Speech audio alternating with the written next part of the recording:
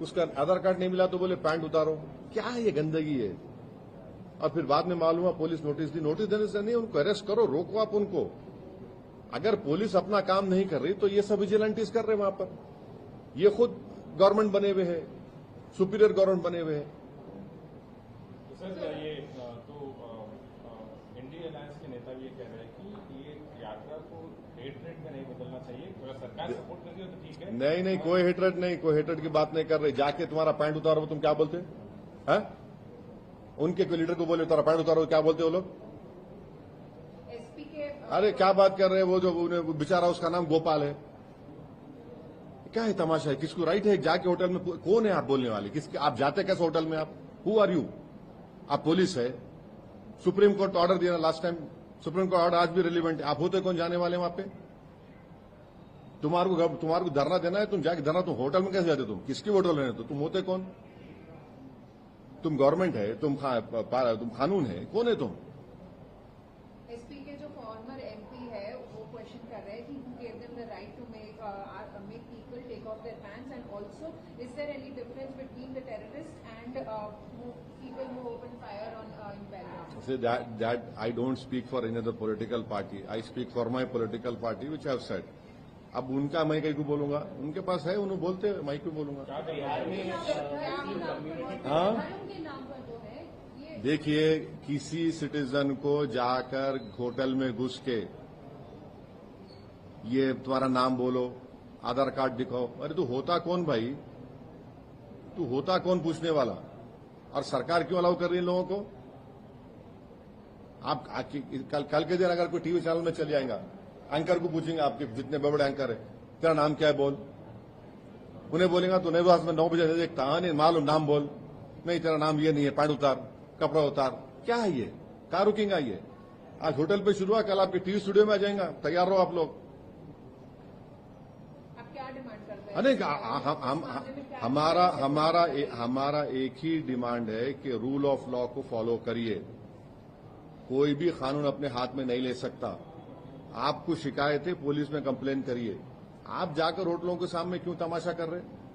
होटलों में क्यों जा रहे? आप कौन होते कौन? मैं आपको बार बार बोल रहा हूं, ये बागोवाली, सरवट, बजीरी, ये जो मुजफ्फरनगर बाईपास पे है, 10 साल पहले सुकून से था पूरा। आप क्यों हो रहा है गड़बड़िया? बराबर कांवड़ यात्रा जाती थी, जाती रहेंगी, मगर ये लोग कौन है भाई?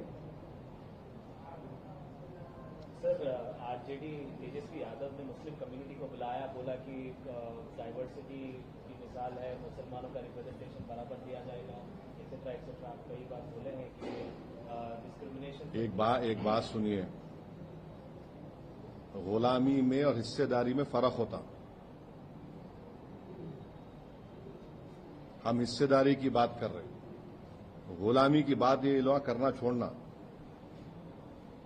हम बड़े, तुम्हारे पीछे चलो, ये नहीं होने वाला है। अगर आप हिस्सेदारी की बात कर रहे तो फिर सबको बराबर हिस्सा मिलना चाहिए। आप ये बोलेंगे नहीं तुम हमारे गुलामी करते रहो, हमारे लिए चादर बिछाओ, दरी बिछाओ, ये नहीं होने वाला है। सर, कांग्रेस के नेता अजय कुमार कहते हैं कि सिक्किम नेबरिंग कंट्री है, कैसा दिखता है? अब भाई उनसे पूछ लो भाई, अभी तक तो ऐसा नहीं है ना, इंडिया का हिस्सा। आप उनसे पूछ लो। अरे हर एक का कहीं मेरे से पूछता रहे भाई तू। अच्छा, कल जो हादसा हुआ उसके बारे में बताइए। हाँ बिल्कुल तकलीफदेह हादसा है, बहुत तकलीफदेह हादसा है। ये गवर्नमेंट इंक्वायरी ऑर्डर करे और क्यों हुआ मालूम करे।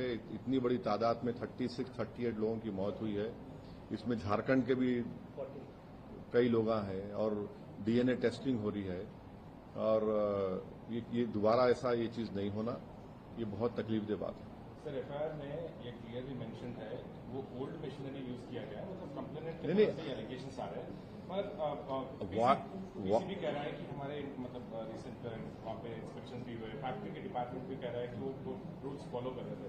मगर जो भी है, इतना बड़ा हादसा हुआ है, कभी तेलंगाना में, आंध्र प्रदेश में ऐसा हादसा नहीं हुआ।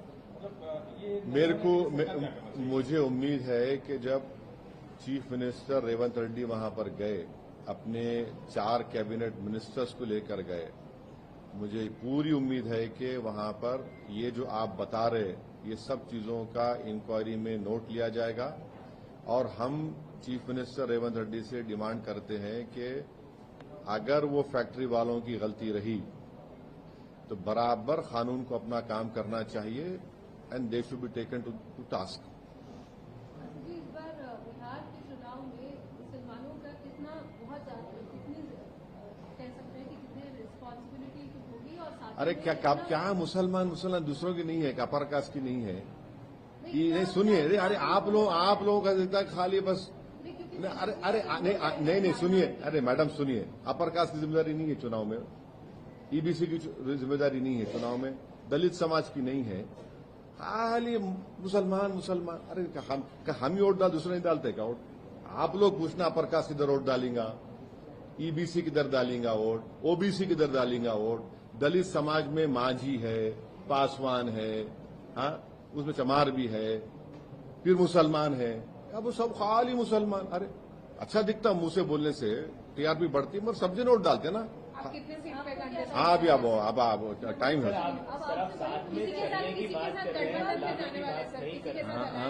किसी के साथ अलायंस करना आपका क्या है? आप साथ में चलने की बात कर रहे हैं सर, गुलामी की बात नहीं कर रहे, लेकिन यहाँ की जो सरकार है यहाँ पर एक मुस्लिम रिप्रेजेंटेशन अभी तक नहीं हुआ है, लगभग 2 साल होने आ रहे हैं। कहाँ पे? तेलंगाना की सरकार मुस्लिम रिप्रेजेंटेशन कहाँ पे नहीं मिनिस्टर नहीं है। मिनिस्टर नहीं है तो सीएम तो है ना, सीएम है ना, सीएम से बड़ा कोई हो सकता है क्या? बोलो। अब हर चीज का जिम्मेदार मेरे पर बुला रहे, हम लोग आए ना, मैं हूं ना, और क्या है, सब है, सीएम है, इतने पूरे देखो बैठे हुए, पूरे जीत के आए सो लोग। देखिए एक मिनट ठहरो, जीत के आए सो लोग पूरे बैठे हुए यहाँ पे। अब जो हार सुनो तो सही, जो हार गए सो मैं क्या करूं?